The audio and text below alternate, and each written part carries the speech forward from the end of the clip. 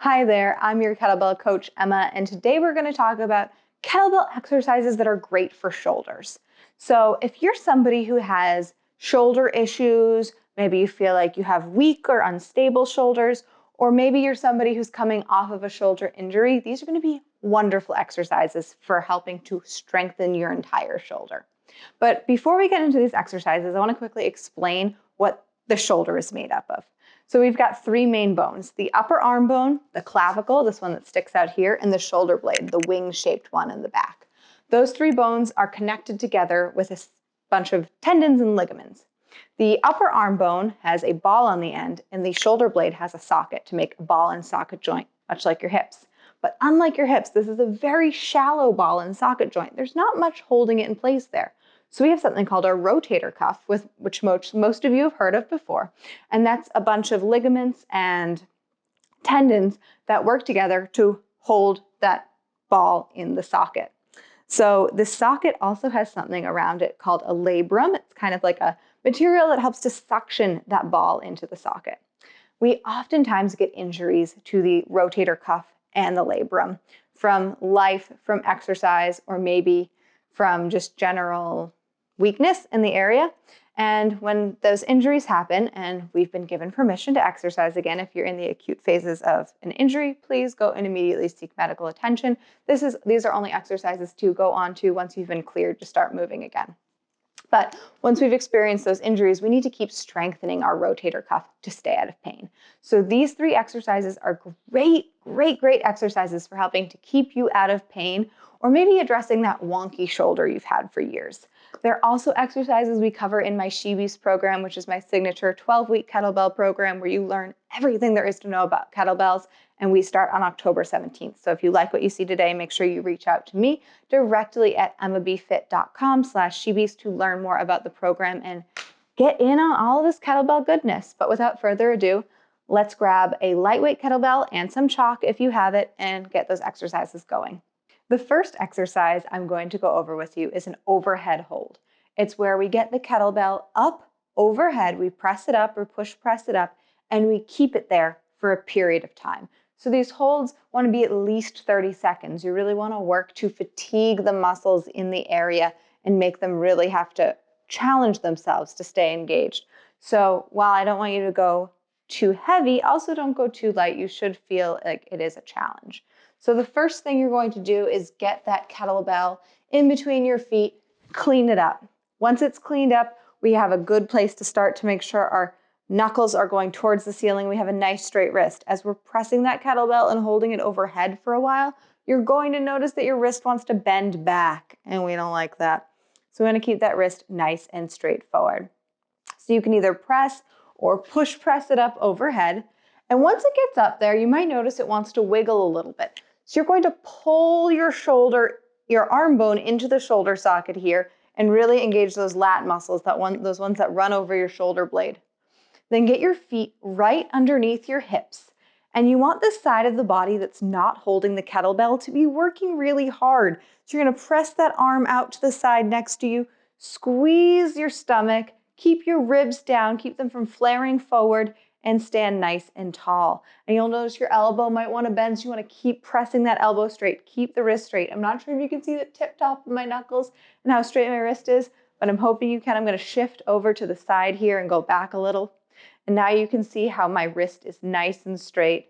And you can tell my voice is starting to quiver because this is tiring. So this is kind of step one, the most basic version of this exercise. Both of our feet are down, and we're just working on stabilizing ourselves overhead. So now pull the weight down. You want to hold that for somewhere from 30 to 60 seconds. Now when it's overhead, you might start to lose the feeling in your hand a little bit because you're not used to holding your arm above your head for that long. It's very normal. So start with less time and build up to more. And of course, what you do on one side, you always want to do to the other. Even if we only have one bad shoulder, we don't want to neglect the good shoulder. So I'm going to go over to the other side here and demonstrate the next progression, which is where we march. So again, I'm going to push press that weight up so I don't waste any energy getting it overhead. I get my feet right underneath my hip bones. You don't want them wide because you won't feel as stable. And then again, we pull the arm bone into the shoulder socket here. Other arm comes out to build tension in the non-working side of the body. And then you just start marching side to side, getting comfortable only being on one leg. You might notice that when you lift the leg on the opposite side of the kettlebell, it's a little easier than if I remove the scaffolding right underneath the bell. You want to find just a moment of balance side to side. And again, this is that 30+ second march and hold that you want to be doing. So you're going to pull it down. And then the third progression, once you feel like, oh, that's kind of easy, or I think I could do it for longer, you can either go for longer or we can do what's called an ipsilateral hold. Ipsilateral means that everything on one side is doing the same thing. So the hand that's up high, holding the kettlebell, that corresponding leg is going to stay on the ground, and you're going to lift the other leg up and hold here. This is probably the most challenging version. The only more challenging way would be a contralateral hold, meaning we're going opposite leg and opposite arm because there is nothing supporting underneath that kettlebell. So both versions are great places to progress to. And they really, really work to help stabilize that entire shoulder socket, to really help with that rotator cuff strength.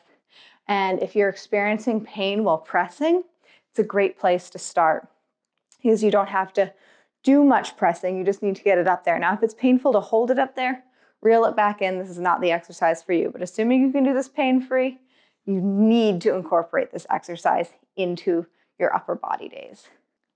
Next, we're going to move around a little bit with our quarter and full Turkish Get-up. I'm going to demonstrate them here and give a little bit of explanation, but I have a fantastic Turkish Get-up video that I'm going to link here if you really want to learn the ins and outs of this exercise. I always suggest starting it with just body weight, but unfortunately body weight doesn't do too much for helping your shoulder. All it does is help you learn the movement pattern. But the Turkish Get-up is great for shoulder strength, stability, mobility, total body strength, balance, fantastic exercise. But for today's purposes, we want to have it loaded so we can actually work on that shoulder strength and stability. So what you do is you're going to start with the kettlebell on the floor, and you're going to roll to fetal position facing it. Then you're going to grab onto it with the hand that's on the same side as the bell. So you're not going to be able to see this right here. In the longer video, I do give you all the different views, but you go rolling here. I'm holding onto the kettlebell with my left hand because it's on my left side. I put my right hand on top of the left, and I roll back to get that kettlebell up over my head. Now, right here is when we first start to understand how this exercise helps our shoulder stability. You can kind of feel that kettlebell wanting to wave in the wind. So you're going to pull the upper arm bone into the shoulder socket. Again, those lat muscles are on. Now we're going to start with the quarter get-up, which is just the beginning of the movement. We're going to take our arm and leg that are opposite the kettlebell and put them about 45 degrees away from us. Now I want to take that arm, pull it across my body, and then roll it down as I roll myself up. Come to my elbow, and then with control, one vertebrae at a time, roll back down. You're going to roll up, pressing that kettlebell up overhead as though there's a string coming out of your knuckles, pulling your hand straight up. You want to avoid the kettlebell coming forward. You want to keep the elbows locked out, shoulder in the socket, wrist nice and straight. You come up. Your goal is to keep that extended leg on the floor, so you're really driving through this bent leg. Up and down. I did a lot of these yesterday, so I am pretty fatigued as I'm demonstrating them here. But you want to pick a weight that's light enough that you can get 5 to 10 reps per side of that quarter get-up. Now, once you have a good understanding of the quarter get-up, you can move on to our half get-up, tripod get-up, or ultimately the full Turkish get-up. And I'm just going to jump ahead to that right here. I go through all of the variations in the longer video. But with that full Turkish get-up, we're again going to start with the kettlebell by our side. It's on my right side now, so my right hand grabs onto the kettlebell. Left hand comes on top. I'm going to roll onto my back. Now, opposite arm and leg, reach away, and I drive up into that quarter get up. From here, I want to shift my weight from my elbow to my hand, and now you can see how we're starting to take our arm and our shoulder through their full range of motion. Using that grounded right leg and keeping my left heel on the ground, I'm going to lift my hips up and pull that left leg underneath me. So my left leg replaced my left hip. And now I have this triangle with my hand and my feet. From here, I need that kettlebell to stay up in the sky. I'm going to lift my left arm up and come up. Close the right leg, come to standing. And now we're in that overhead hold we had practiced in the beginning. And now we're going to reverse it. The leg opposite the kettlebell comes back. I open my right leg and I run my left hand down my left thigh, hinging my hips back to bring my body towards the floor so my hand can reach. Now I'm going to press into that left hand and right foot and kick my left leg back out, sit down, keep the hand and both feet on the floor as I roll all the way back and pull the weight down. Now I know that was a lot, but if you start out by practicing your overhead holds and your quarter get-ups, then you can eventually piece together the middle part.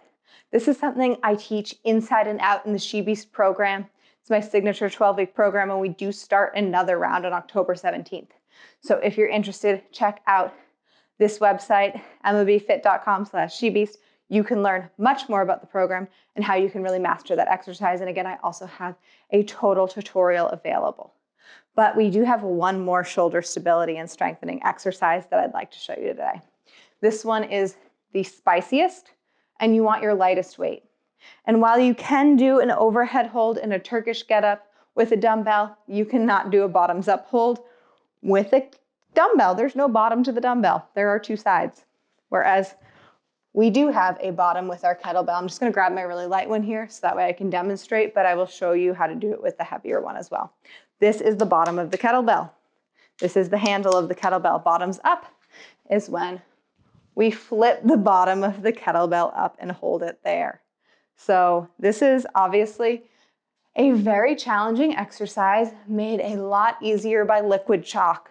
If you have some liquid chalk, I'd recommend breaking it out for this. If you don't own liquid chalk, a little bit of baby powder or dry shampoo, that old school kind of dry shampoo that doesn't have any extra things in it. No dry oil shampoo, we don't want that. Just like baby powder in an aerosol can. So you are going to get that chalk, liquid chalk, dry shampoo, whatever it is on your hands, and you are going to get the kettlebell in between your feet, line it up with your heels, hinge down, and you want to swing it up and bend your elbow at the top. And then you're going to catch it. And my elbow's about at shoulder height, and you can see it's hard right away. I'm working. My hand is trembling, but this is working so hard on stabilizing my shoulder. These are great for rehabbing shoulder injuries. Again, if it hurts, you shouldn't do this, but if you can do this pain-free, amazing for strengthening. And you want to hold this for as long as you can. I say until failure because most people fail before 30 seconds in the beginning. Then you can start going for longer holds up to a minute. I wouldn't do it for more than a minute. That's a very challenging thing to hold for that long. And if it starts to really shake, you risk it flopping back. So you always kind of want to have that other hand ready to catch it. So these bottoms up holds, amazing for the shoulder. Once you feel like, I can do a bottoms up hold, you can go on to bottoms up presses. So we want to get our feet right underneath our hip bones again. Press the weight up straight, pull it down. Try not to waver too much side to side, right? We want to go straight up and down. Ooh, but that tends to happen. This is, again, a very advanced, very challenging exercise. So on those bottoms up presses, you've got to take your time. I encourage people to try to get 3 to 5 when they're first starting. Very, very hard. Watch your face. You don't want to ever bring it close to your face and risk it hitting you. You can progress these over time by doing double bottoms up holds, super challenging. You can also work on bottoms up Turkish get-ups. Now that is a serious challenge. So These 3 exercises are great ways that kettlebells can help strengthen your rotator cuff and your entire shoulder girdle to ultimately help keep you out of shoulder pain or help that pesky shoulder pain from, an old injury that flares up every once in a while stay quiet. They are all exercises that we do in the She Beast program. Again, we start October 17th. So please, if you're interested, reach out. It is an amazing group of women who learn everything there is to know about kettlebells over 3 months. And I give you tons of feedback so you really learn how to do these exercises correctly. So if this seems intimidating, just reach out. I'm here to help.